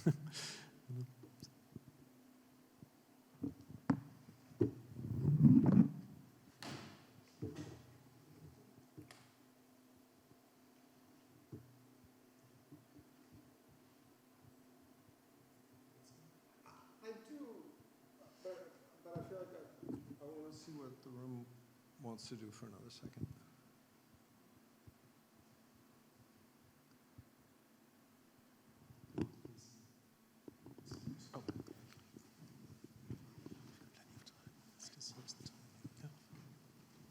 Hi everyone, thank you so much for the presentations. I don't have a general remarks because the interventions also were so different, but I have a set of small questions. I have a question for Graham. It's true that the diagram that you show of attentions reminds at the same time so much of so many diagrams that have been made in dance, and movement study from Gilbert to Marais, etc., etc. So I'm wondering what is the genealogy, if there is a genealogy between the studies in psychology, etc. I mean, that would be the general question. And my other question is, it's true that the very last diagram that you show, showing how they monetize the different ads, seems to be their first question. I wonder if they were so much working on attention than how to monetize advertisements and places and ads on the magazines. So we have the feeling that the experience and the experiment is made in order to achieve to that. So it's true that my final question would be how this experiment, I mean, there is such a gap in what we can think about what is attention and these experiments that it's even strange that they behave in their experiments. I'm not sure that I'm clear, but I mean, I guess that you got my point. I had a question for Noémie. I thought that the work that of K.G. Gottman that you show was, I mean, very evocative of also what we've seen recently of so many people training in their home or in their places. So I had a general question about if this concept of anachoreographic was also coming from this perspective, and how the home or the place you live in is a place for practice. This was something very central for modernist architecture. I mean, I'm thinking to Le Corbusier in 1925, you know, structuring the house of a young man as a training, I mean, with a training stadium inside of the apartment. So this is coming from, it has a history, and it's true that, I mean, I'm thinking, of course, of Yvonne Rainer piece published in the New York Times during the pandemic, proposing people to, you know, to dance in their home. So, I mean, is anachoreographic related to that? And had a question to Martin, or a comment. There is in Notre-Dame-des-Fleurs, there is also this fantastic description on how the writing practice, I mean, writing the name Nijinsky is already a dance. So I was wondering which type of dances Genet is dancing, and if you could have an answer to that, because you mentioned also the dance that he did when he traveled in the US in the 70s, 60s, 70s. So what kind of dancers Genet is?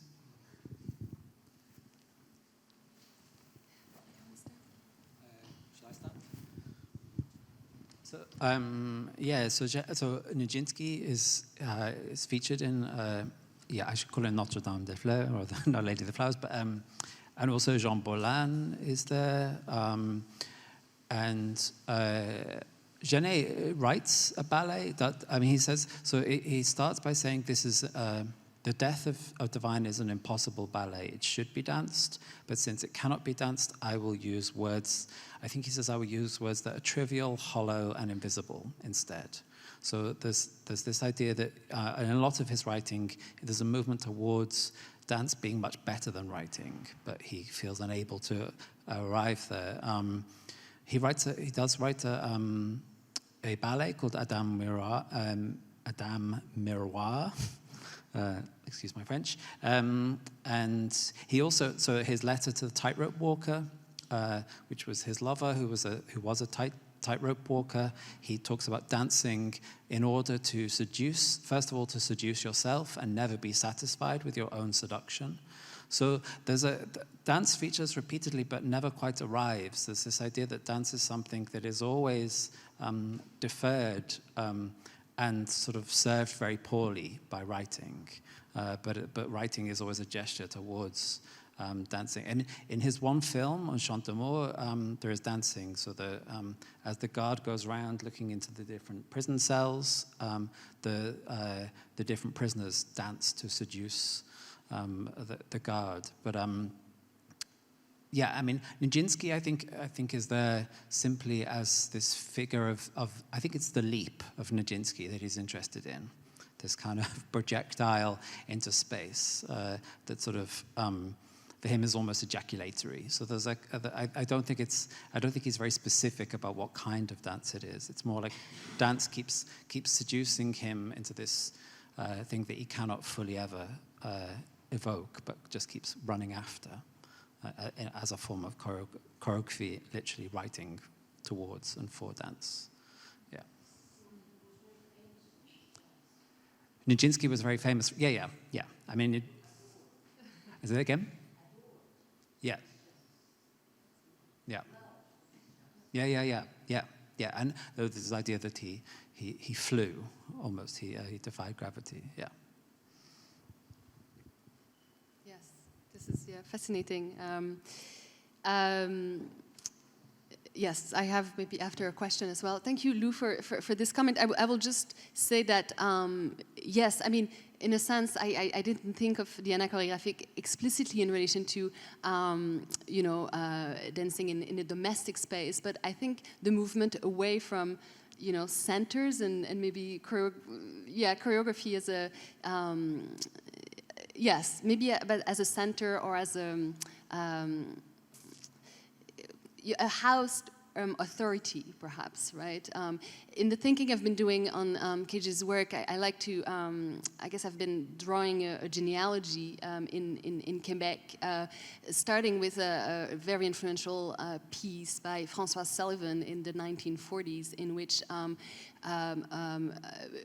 basically François Sullivan, after dancing training in New York for a few years, comes back, and the first piece she does is she walks outside of the city and performs in this kind of snowy landscape. And it became, some photographs have been made of that performance, and it became this very emblematic performance, and many have hailed that moment as the beginning of modernity in dance for, you know, Quebec and Canada. So, and later on in the 70s, she actually did, François Sullivan is both a visual artist and a dancer, and she did that performance moving between two museums in Montreal, right, and hailed it as a dance piece, this kind of deambulation.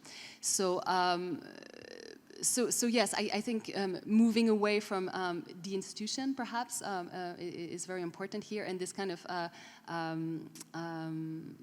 so in a sense, I thank you for that question. I mean, I could go on because the genealogy, I think, I mean, KJ right now is working with a collective of artists, a lot of indigenous dancers and choreographers, and they've engaged in different actions, performances that have also kind of involve spending time, you know, on different lands, and basically creating different modes of togetherness on those yes, lands. So anyway, but thank you for that comment. Thank you. And yes, so on the sort of first part of the question about the relationship between these kinds of inscriptions and a wider kind of history of inscriptions of body movements, as I understood the question, and choreography. It's a great question. I haven't, this is the first time I sort of think this material in relation to these questions. So I'm kind of, though I do, I mean, I have an interest in that sort of stuff. I mentioned Whitney Lamley's work, and I have been involved in like that sort of work on the history of dance notation a little bit in the past, obliquely. Maybe the simplest thing is to just give some references that would be the sort of thing that would be of use to somebody who wanted to pick that up. So there's a book by Bob Brain called The Psychophysical Aesthetic, which is a book about the way that the inscription practices that come out of psychophysics get activated in a bunch of different domains of the visual arts and the performing arts. So there's that. There's a guy named Matthew Volgraf, who's actually a postdoc here at the Warburg, and who was a grad student at Princeton, who's working on practices of inscription of gesture. There's lots and lots of work on gesture, which I'm sure Dominic Petman, Carla Nappi did a book on gesture that sort of riffs on Flusser's stuff. But Volgraf has been interested specifically in notational systems for gesture, and indeed the fantastic and oft-returned-to theory that language itself in a written form is like a kind of residuum of efforts to transcribe gesture. So the idea that written language itself is originally kind of gesture that has been recorded, that theory of language pops up starting in the 19th century, and Volgraf has done a piece that's about that. And there's other stuff, but that would be some of the stuff that would be kind of relevant. And your other question, which is sort of about like, wait, didn't they sort of load the dice? Weren't they interested in advertising attention, and then they found advertising attention? And the answer is sort of yes and no. It sort of depends on how you structure the genealogy. What I didn't take a lot of time on was showing you the sort of pure laboratory study of ocular attention from the 1870s forward to the early 20th century. what is important to emphasize is that this is a moment where laboratory work that was not about attention value, that was not about money value, but that was a bunch of German and early American and French psychologists and experimental folks from psychophysics who were interested in the saccade as a feature of reading, for instance. That's where the first work on all this happens. Émile Javal, French physiologist of the eye, who's one of the first folks to document the eye's saccades when reading, that the eye doesn't move smoothly, it jerks. And that was really interesting. Why does it jerk? How do you even tell that it jerks? Because it happens so fast. Can you document it? Javal documented eye saccades using microphones that actually heard the sound of the eyeball moving in the socket, if you can believe it, which is just so cool. And that was in like the 1890s or whatever. So if you do that, then you see these devices are, as I say, this kind of détournement of something that had a different origin, and it's being turned to money value. And so that's I guess, how I would answer that.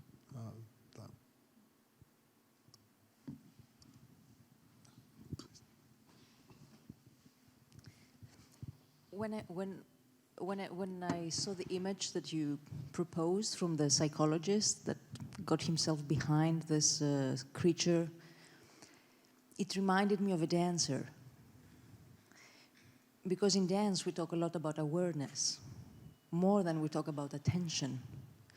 Because when dancing you have to circulate all the time between how you produce movement, meaning from the inside,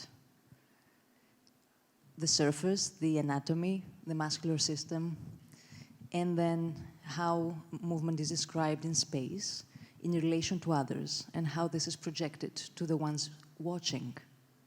So I was interested in what you were saying because we actually very rarely use the term attention. An audience is attentive, but a dancer is aware. And at least this is what we might be working on when dancing in a certain type of genealogy of techniques, especially the ones that use somatic tools like the Alexander tools, for example. So I was wondering whether you would see attention different from awareness. I'm not even sure this is an interesting question, but I just wanted to bring this word in the room. And the other thing I was thinking while watching Choreographic is something that Duchamp said at some point in an interview where he talked about the unartist. And he wrote it with an A because he wanted to avoid the UN artist, meaning not an artist, because a negation would be really claiming something, and he wanted to avoid any claim. He wanted to exit the authority of art. And not being an artist would be signing in. So since you mentioned institution as something that brought you into creating this term, I was wondering whether you want to develop more about the choice of this word.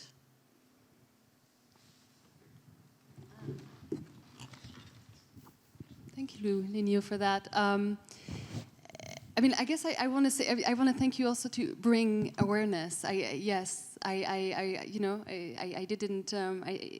It's very useful for me, actually. It resonates a lot with what we've been talking about. I think it's and I guess, as you said, in specific, thinking through certain genealogies of practices, somatic techniques, right? And because this makes me think also of the question of interiority that has, lingered, which is also to me a very interesting question, right? That, in modern dance, right, techniques materialize really, right? Suddenly bodies have an interiority, and this idea that, the movement would start from somewhere inside a body, and find its way outside is a wonderful fiction, I think, that we're dealing with.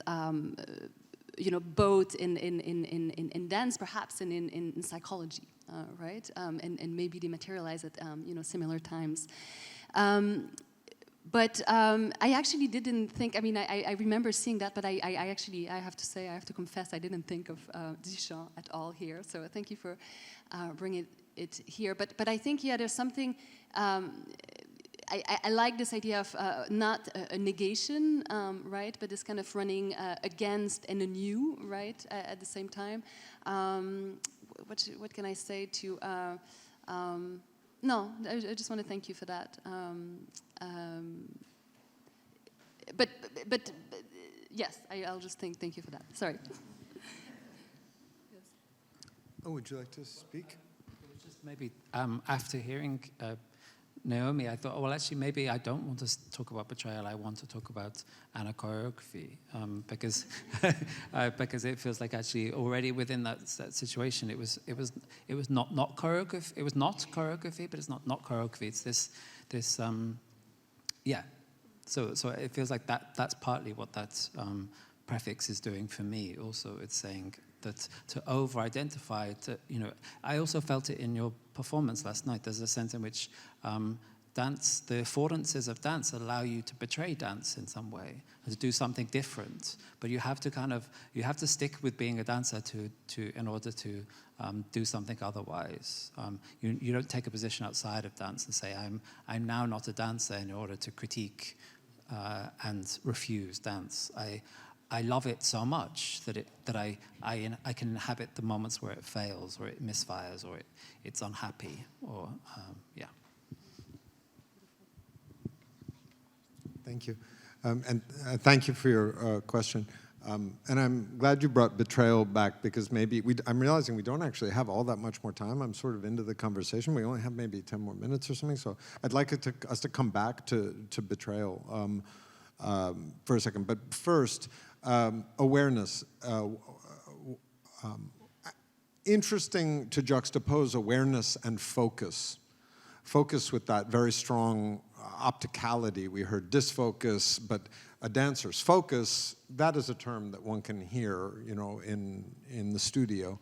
I agree, attention, not so much exactly, maybe a bit, but less. One senses in the movement to the language of awareness kind of some of that rejection of the hypertrophy of opticality that we've all worked on over the last 50 years to kind of undo how much of our language of thought and action is about vision. But I just looked it up because I was curious, because I realized I didn't know the etymology of aware in English. And etymology is not everything, but etymology is often cool. And it comes from Gewahr in German, and it's basically got the same root, the W-A-H part of that, when you go back, is the same root as in vigil and vigilance, interestingly. So, and that's so, for the folks, I did a little talk at Goldsmiths, and I did talk about another chapter of the book, which is about the emergence of the idea of the silent vigil as a form of political protest in the 1960s. So couldn't be more different than this. Still, I use the language of attention to talk about that, but it's totally amazing to discover that basically it's in the mid-1960s that this idea of just being present as a form of political non-speech, but what is it? You're not holding signs, you're not singing songs, you're not occupying, you're not sitting in, you're just being present. And we recognize that as a form of political protest now, but it was an emergent idea in a very specific moment, and I ultimately make an argument about the relationship between Cold War vigilance and the emergence of this interiority that is implicit, a kind of full inwardness that is at the same time liminally made manifest somehow, and the power of that idea. So just to say, it's such an important and interesting question. There'd be so many things to talk about. I mean, I sense the kind of importance across the last couple of days of this question of the dialectic of freedom and constraint or control that's implicit in the language of choreography. And there's a part of me that is tempted. I've worked myself with a collective for a number of years that call themselves the Friends of Attention. We call ourselves the Friends of Attention. And that's sort of separate from academic work like what I've been presenting. It's much more activist work where we try to kind of actually figure out what it would be to theorize and activate and promote forms of attention that would be resistant to financialization. And anybody who's curious about that work, because it's maybe about 60 or 70 folks, some artists, some academics, some writers, some others, just peoples. We just published a short book called The 12 Theses on Attention, which just came out.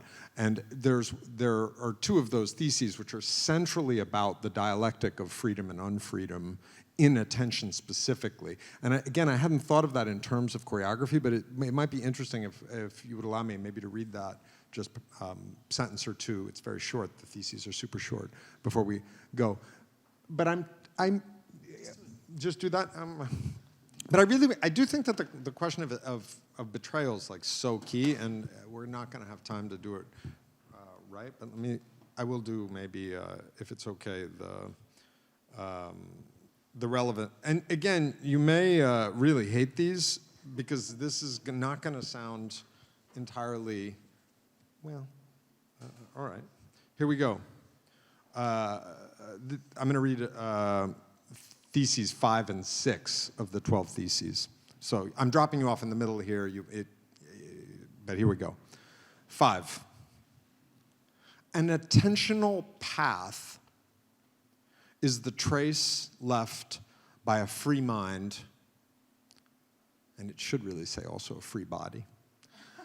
An attentional path is the trace left by a free mind. To submit to the attentional path of another, to retrace it, is a form of attention.